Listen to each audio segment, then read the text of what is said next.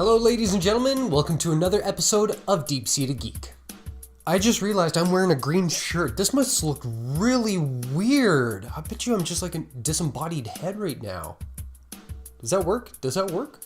There, that's more like it. Yeah! Today I'm going to answer the one question I get asked so often from friends, family, coworkers, and more often than not, complete strangers. Why do you play video games?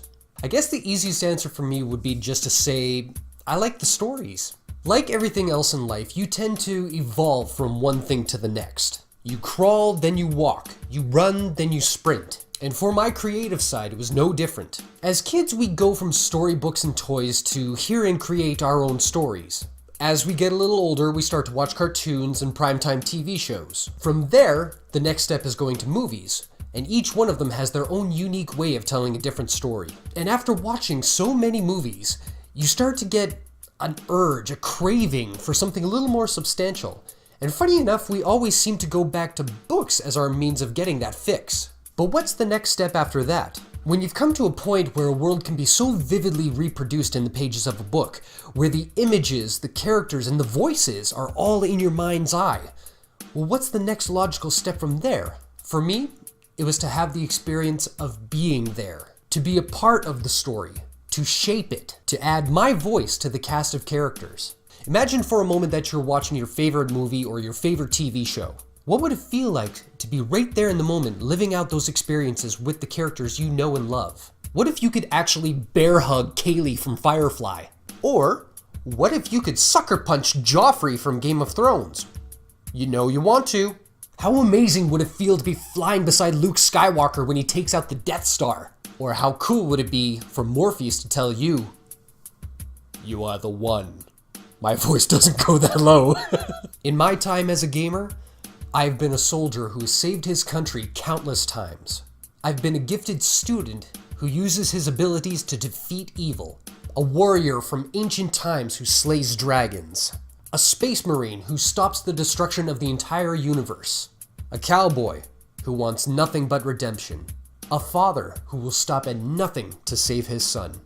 I've been a treasure-hunting scoundrel, a god among men, a slayer of zombies, a slayer of mushrooms, a father, a lover, a friend. That's what I've done in my life. How many people can say the same thing? Now, it would be really easy to just write this off as escapism. That's a very popular word that's out nowadays. But I don't think that term applies to me. Escapism would imply that I'm running away from some boring existence or some deep-seated depression. Now, in my day-to-day life, I work as a massage therapist, and I work with 20 of the greatest people I have ever come to know in my lifetime. Every single client I work on lights up when I enter the room. They think my hands are next to godliness. Yeah, they are. I am a healthy, independent world traveler who gets to have people pay him money to inflate his ego on a daily basis. My life is all kinds of awesome.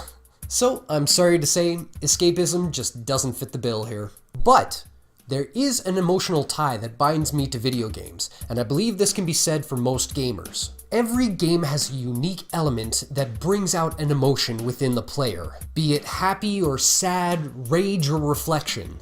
It brings whatever reaction it's trying to elicit and puts it right in the foreground of the player's mind. And maybe, just maybe, it's because there is an absence of these emotions that keep us coming back to the games that we love day in and day out. Now hear me out on this one here. For myself, I can honestly say that if there's a game out there that brings me to the point where tears are streaming down my cheeks, I will probably love that game. Like I said, my life is pretty rockin', not many tears shed on a daily basis. So when I'm playing a game, and a character who has been by my side since the very beginning is lying in my arms dying after a grueling battle, I get a little misty at those things. And then I usually drop to my knees and crawl to the screen and go, "Oh God, Carly! Oh God, why'd you have to die? Not Carly!" Or something along those lines. So when you picture in your mind's eye the stereotype of a geek gamer, that shy, soft-spoken kid who just wishes he had the courage to walk up to the pretty girl and say, "Hi." And that same gamer geek, He's retreating into a world, a fantasy world, where not only does he get the girl, but he's revered as a hero in the eyes of his peers. All that kid is doing is experiencing an emotion or a feeling that, well, others might take for granted. So why is this a bad thing? If a calm, collected individual goes on to Call of Duty multiplayer, maybe it's because they don't get that kind of rush in their daily life. When someone jumps into the world of Amnesia and quite literally pees in their pants, is that because they're fearless in real life, maybe? Do the isolated workers, do they find solace in World of Warcraft? Do the stifled creative minds find an outlet in Minecraft? This is just a theory, of course, that the idea that gamers have a little piece of their emotional rainbow, so to speak, that just isn't being fulfilled. And maybe, just maybe, games fill that void. I'm sure this is just one of many possible reasons why people become gamers. As for myself, I just like the stories. And that's it for this week's episode of Deep-Seeded Geek. I want to thank you very much for watching and tuning in.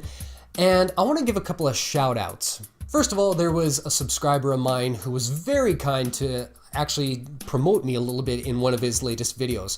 So Subject 1080p, thank you very much for that. And ladies and gentlemen, if you could, go to his channel, check it out. It is hella good.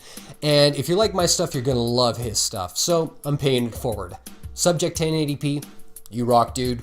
I'd also like to give props to my buddy Dean, who is also known as Omnimus69 on YouTube. He does many gameplay playthroughs and everything like that. I think he's on Farming Simulator still, and he's doing a bit of Hitman Absolution lately. Really good stuff, really good.